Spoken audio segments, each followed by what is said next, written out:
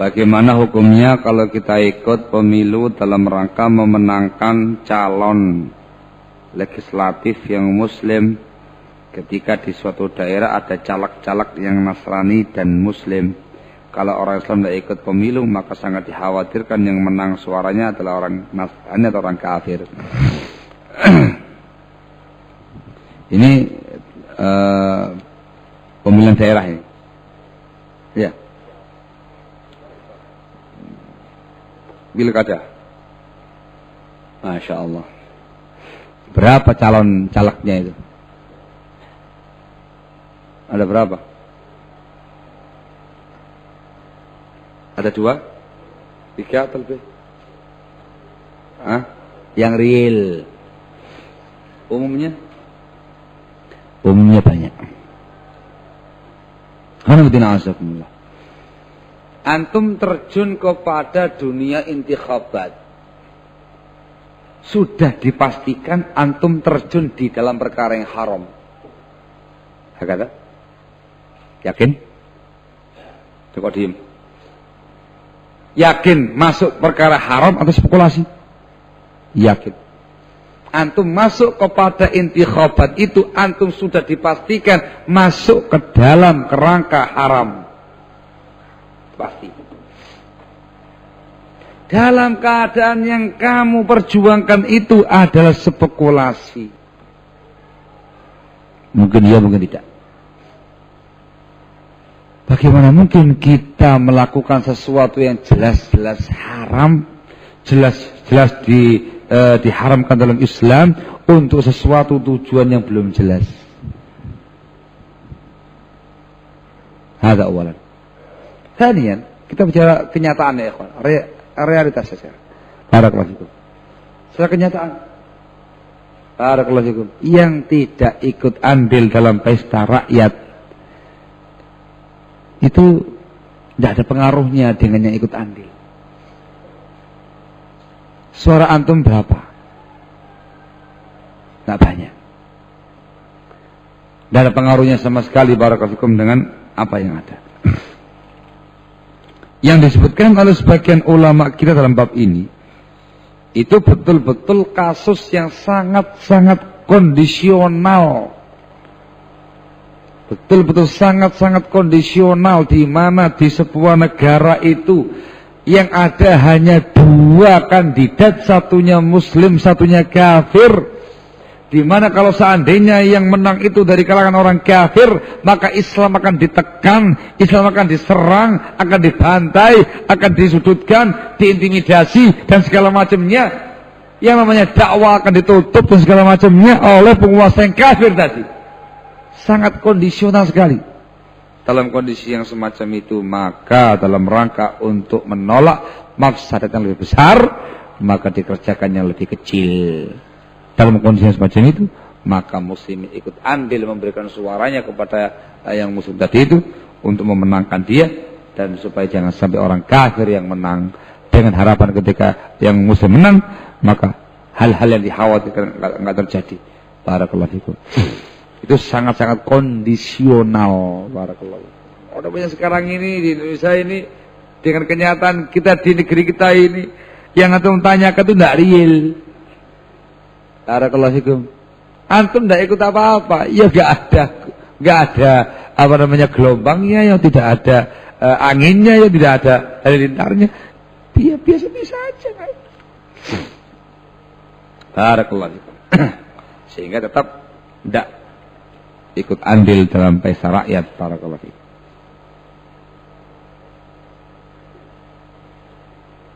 Apa nasihat untuk kami yang ingin menikah tapi masih ingin belajar, apakah bisa digabungkan? Masya Allah, Masya Allah. Barakallahu fikum. Talabul ilmi ibadah. Zuwaj, menikah juga ibadah. Barakallahu fikum. Sama-sama ibadah. Sehingga sangat mungkin digabungkan antara 2 ibadah. Barakallahu fikum. Namun ini kembali pada masing-masing orangnya. Ada seseorang yang betul-betul memang sudah sampai tensinya sudah mentok. Tidak mungkin diturunkan lagi tensinya ini. Sudah puasa, nggak cuman ayamul bid, Senin Kemis gak mempan. Puasa Daud gak mempan. Sudah melaksanakan tindakan yang sangat positif, ya olahraga, ya usaha, sibuk dengan belajar dan segala macamnya, tidak juga bisa. Betul-betul sudah sampai di plafon. Barakallahu mentok di plafon itu. Tensinya itu ya Pak. Kondisi yang demikian menunjukkan dia dikhawatirkan akan terjatuh pada perkara-perkara yang haram kalau nggak segera menikah. Maka dalam kondisi yang demikian wajib bagi dia untuk menikah. Wajib bagi dia untuk menikah dan dia cari wanita yang salihah atau laki-laki yang saleh yang dengan kesalehan masing-masingnya akan meneruskan perjuangan mereka berdua talabul ilm, menimba ilmu agama sambil mengamalkannya dalam rumah tangga.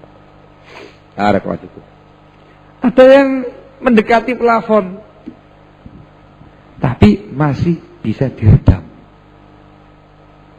Di bawah puasa hilang, di bawah olahraga hilang, disebutkan dengan menghafal hilang, lagi ngelamun muncul, diredam lagi terus begitu, masih mungkin diredam. Yang ini hukumnya sunnah. Maka lihat bagaimana kondisi ilmu Anda. Ketika yang antum pelajari, ilmu yang kamu pelajari, ilmu-ilmu yang sangat penting, yang itu merupakan fardhu ain bagi antum untuk mengetahuinya, dulukan ilmunya dulu, baru kemudian nikahnya. Dikarenakan nikahnya masih sunnah. Antum? Barakallahu fikum. Naam. Wahakala. Itu semua tergantung kondisinya masing-masing. Barakallahu fikum. Intinya yang namanya nikah tidak menghalangi orang untuk belajar loh. Yang hadir sekarang ini loh, banyak sudah nikah. Ya Pak ya? Banyak. Ya talabul ilmi. Tidak menghalangi. Bahkan bisa diamalkan.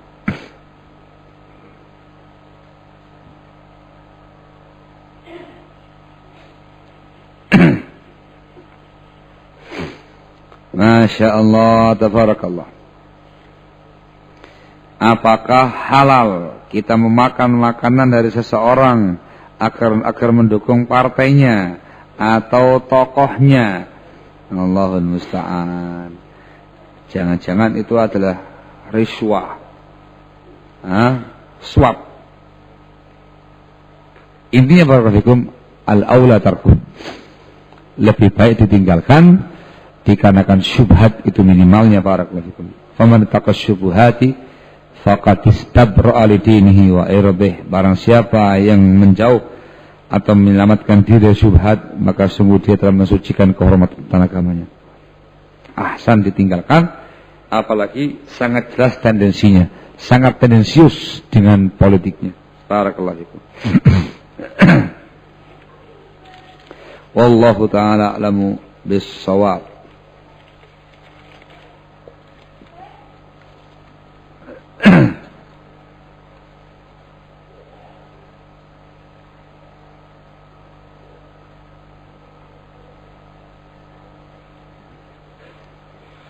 Mau tanya tentang bab waris.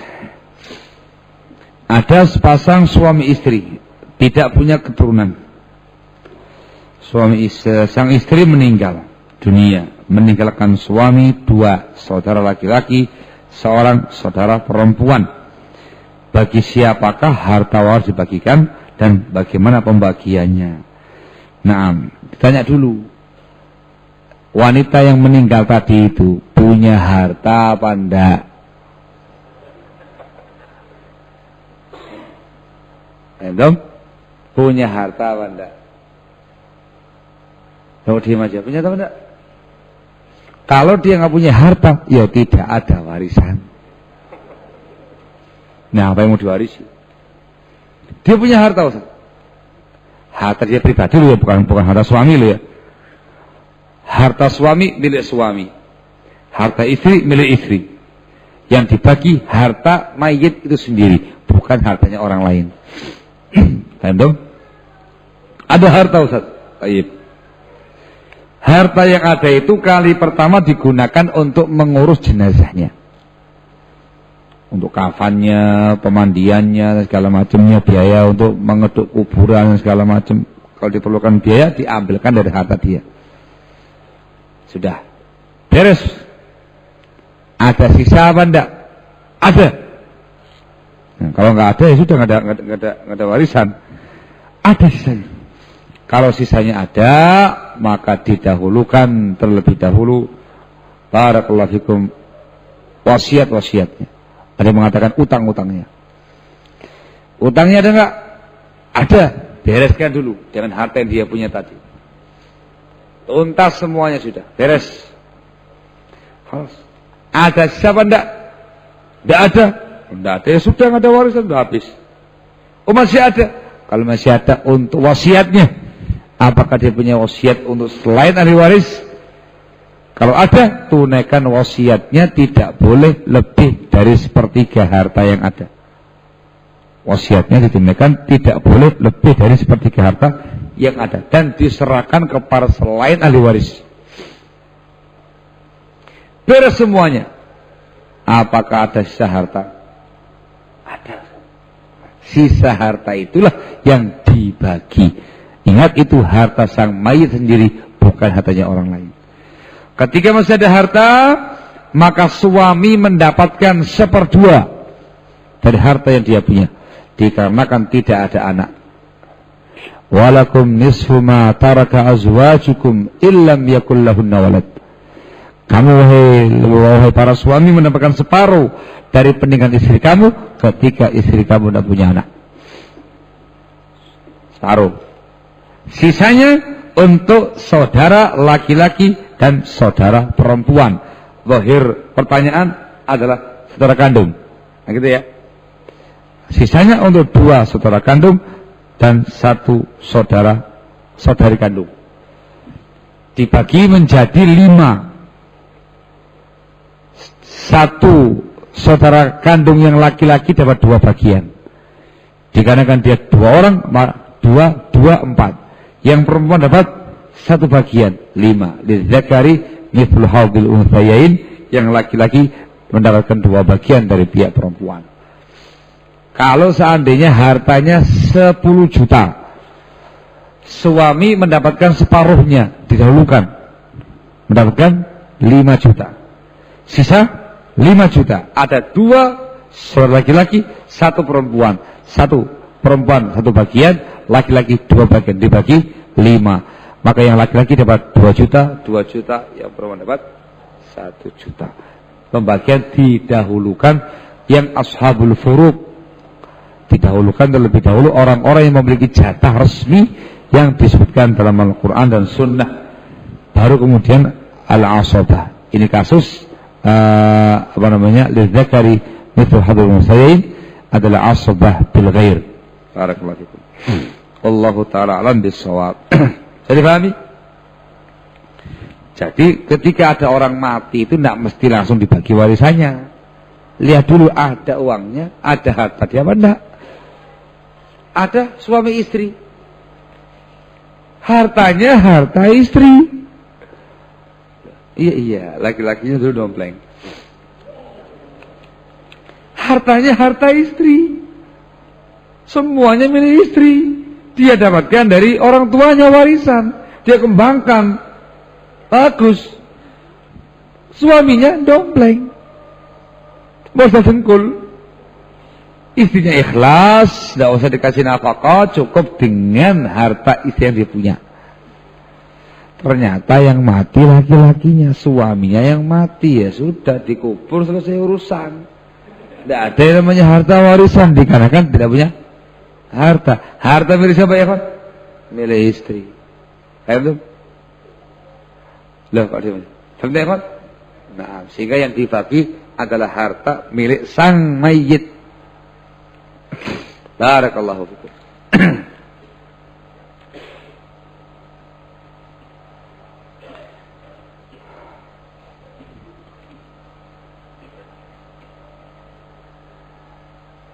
Jika dilakukan pemilu boleh tidak bagi kita untuk mendatangi tempat pemilu namun tidak ikut nyoblos dengan alasan untuk meredam fitnah? Ini tergantung kondisinya masing-masing. Ketika kondisi antum di tempat antum betul-betul ini yang terjadi, akan menimbulkan fitnah yang sangat besar sekali ketika antum nggak datang. Maka dalam rangka untuk meredam fitnah, antum datang ke TPS, tempat pengumpulan suara, pemungutan suara, antum datang ke sana dan antum tidak nyoblos alias dibikin tidak sah. Barakallahu fikum. Enggak, bukan partai putih, bukan partai putih. Ya enggak ikut itu aja sudah. Barakallahu fikum. Hakana. Sudah. Itu kalau demikian keadaannya akan lebih bagus lagi ketika antum memberikan penjelasan. Sampaikan kepada Pak RT, Pak RW, Pak Lurah, naik Pak Camat dan segala macamnya. Terangkan kepada mereka prinsip kita yang mendengar, mentaati penguasa dalam perkara yang ma'ruf, dalam perkara yang baik, dalam perkara yang mubah, bukan dalam perkara maksiat. Sampaikan kepada mereka dengan cara yang bagus prinsip kami dalam pembahasan demokrasi dan segala macamnya secara adab apa adanya, dan mohon dimaklumi karena kami mengamalkan prinsip agama Islam yang kami yakini. Barakallahu fikum. Insyaallah kalau antum sampaikan dengan cara yang baik, dengan cara yang bagus, akan dimaklumi oleh mereka semua. Dan ya maklumlah, ya paling Mas Fulan gak ada, enggak apa-apa. Barakallahu fikum. Wallahu ta'ala alam bis-shawab. Itu lebih bagus. Sehingga antum akan dimaklumi keadaannya. Kalau tidak ada penjelasan ya sudah. Antum tiap ada pemilu intikhabat ya sudah. Ngakali terus. Kalau antum sudah kasih keterangan sudah. Setiap kali ada intikhabat, ya paling ditempel di rumahnya antum daftar pemilih. Gitu aja. Dikasih surat-suratnya, ya gitu aja. Antum nggak datang, ya nggak ada masalah. Nggak bakal ada komentar wala mirip, nggak ada. Karena ngerti, Mas Fulan, nggak bakal ada. Ini semata-mata ya sekedar menjalankan tugas sebagai KPU, Komisi Pemilihan Umum. Barakallahu fikum, formalitas selesai. Hakala, itu yang kita upayakan di tempat kita, barakallahu fikum. Sehingga setiap kali ada pemilihan itu langsung setumpuk begitu, plek, dijadikan satu, dikasihkan kita. Nih, yang mutazawijun dari pondok pesantren Al-Bayyinah. Udah kasih. Dan nama saya, Agus, Bapak, sudah. Simpen. Itu aja sudah. Dia nggak datang. Dikarenakan mereka sudah memaklumi dan memahami bagaimana prinsip kita selama ini. Barakallahu fikum. Ya kadang masih ada yang milih ya, terangkan kembali dengan cara yang bagus. Mohon maaf, bukannya kami benci Bapak atau benci Bapak yang lainnya lagi. Tidak. Bukannya kami benci pemerintah. Tidak. Kami sebagai masyarakat yang taat dengan penguasa, tapi dalam perkara yang ma'ruf, dalam perkara yang mubah, bukan dalam perkara maksiat. Prinsip kami dalam perkara ini adalah demikian. Sampaikan ayat, hadis, keterangan yang mereka fahami, akan maklum kembali. Bicaranya bukan karena tendensi politik, tapi bicaranya murni agama dan prinsip agama. Barakallahu fiikum. Paham? Naam. Ada yang bertanya, apakah seseorang yang ingin berkurban diwajibkan untuk diakikahi terlebih dahulu? Wallahu a'lam. Sebatas ilmu yang saya ketahui, tidak ada hal yang demikian persyaratannya. Akikah itu bab tersendiri, udhiyah bab tersendiri. Akikah itu adalah tanggung jawabnya orang tua, haknya anak. Sementara udhiyah itu masing-masing orang yang punya kemampuan. Sehingga tidak ada sangkut pautnya, barakallahu fikum. Nah, misalkan antum dulu tidak atau belum diakikahi oleh orang tua. Kamu berpendapat akikah itu untuk anak. Orang yang dewasa sudah tidak ada lagi akikah. Ini satu pendapat. Ya sudah. Sudah lewat masanya, ya sudah. Ketika datang waktunya udhiyah, diperbolehkan bagi antum untuk menyembelih korban, barakallahu fikum, walaupun antum ketika masa kecil dulu belum diaqiqahi. Hadza wadih, barakallahu fikum. Mungkin ada yang tanya setelah itu, mana yang lebih didahulukan? Mengaqiqahi anak atau menyembelih korban? Jawabannya ya, kon?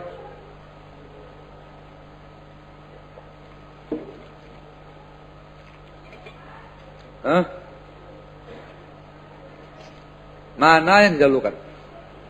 Mengaqiqahi anak atau menyembelih korban? Gimana Pak? Gimana?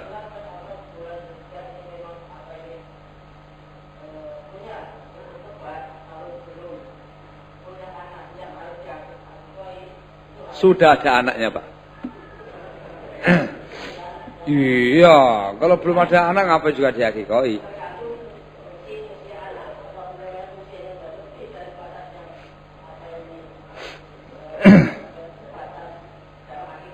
Misal begini, anak itu lahirnya pada bulan Dzulhijjah tanggal 1.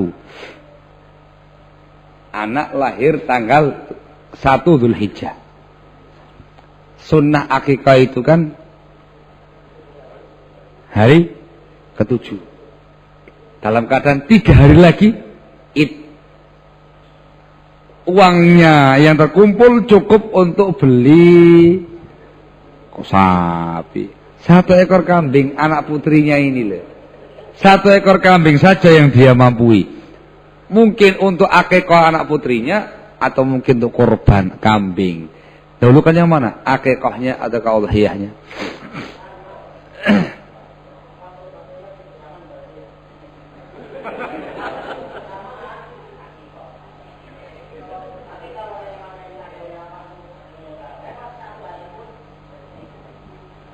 Allah yafarfi. Nah, ya, jadi dilihat kondisinya.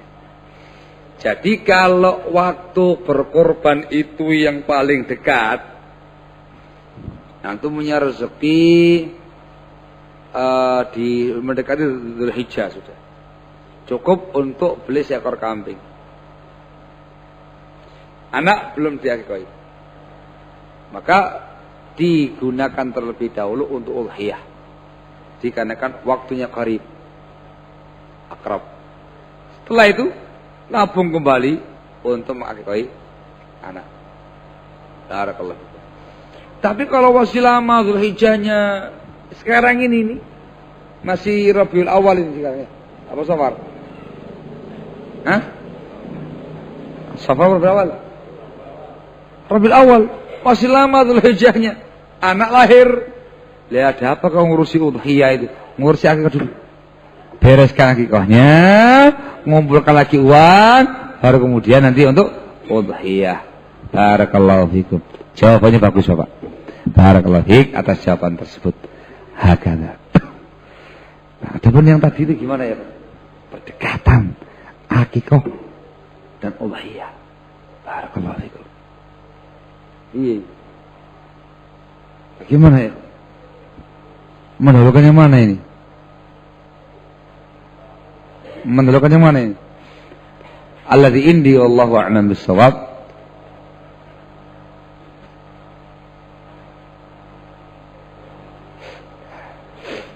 Ya, menurut anak pribadi, pendapat saya pribadi wallahu a'lam bis-shawab, dalam kondisi yang semacam itu sangat berdekatan antara akikah dan udhiyah. Didahulukan akikahnya dalam rangka untuk mencari keafdalan waktu hari ke-7 akikah kelahiran. Sementara udhiyah yang rajih pendapatnya para ulama, pendapat jumhur ulama, sunnatun muakkadah, tidak wajib. Sehingga bisa ditunda tahun depan. Sementara yang namanya akikah, afdalnya hari ke-7 yang enggak mungkin ditunda pada tahun depan. Wallahu taala alam. Bisawab itu babnya hanya sisi sunnahnya saja atau afdaliyahnya saja. Barakallahu tidak ada sangkut pautnya dengan keabsahan ibadah yang lain. Wallahu taala alam bisawab. sudah menunjukkan pukul 3. Masya Allah, pukul 3 sudah. Jam berapa asal? Ayo, kalau tinggal 5-7 menit ya sudah ya. Hah? Ada yang lain?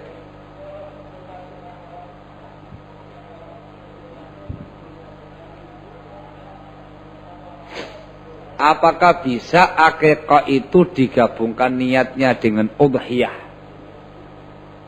Wallahu a'lam bishawab. Dari ketentuan-ketentuan yang disebutkan oleh para fuqaha yang membolehkan penyatuan niat, tidak masuk. Tidak masuk. Barakallahu. Dikarenakan sendiri-sendiri urusannya. Udhiyah itu sebuah amal ibadah kurban dengan ketentuan-ketentuan tertentu pada hewannya. Sementara akikah tidak harus seperti hewan kurban. Yang namanya akikah terkait dengan kelahiran anak. Sementara udhiyah itu betul-betul semata-mata beribadah kepada Allah dengan udhiyah. Sehingga perkara yang sangat berbeda ya karena bina'azakumullah. Udhiyah itu boleh sapi, boleh onta, tapi tidak boleh pada akikah. Akikah harus kambing. Udhiyah itu bisa syarikat satu kambing, satu orang dengan sekeluarganya. Yang namanya akikah itu tidak mungkin syarikat untuk 10 anak. Nah gitu ya, satu saja. Sehingga dikarenakan terlalu banyak sisi perbedaan antara keduanya, barakallahu fikum, maka dari ketentuan-ketentuan atau syarat-syarat yang disebutkan oleh para ulama terkait dengan bab ini tidak masuk dan tidak bisa digabungkan niatnya. Sehingga udhiyah sendiri, akikah itu sendiri. Supaya anda paham ya kawan. Para ulama yang membolehkan kita untuk menggabungkan niat itu ada persyaratannya. Satu, jenisnya sama. Jenis ibadahnya sama. Tujuannya sama untuk ibadah kepada Allah Azza wa Jalla. Yang satu bukan sebagai qadha dan yang lain sebagai adaan.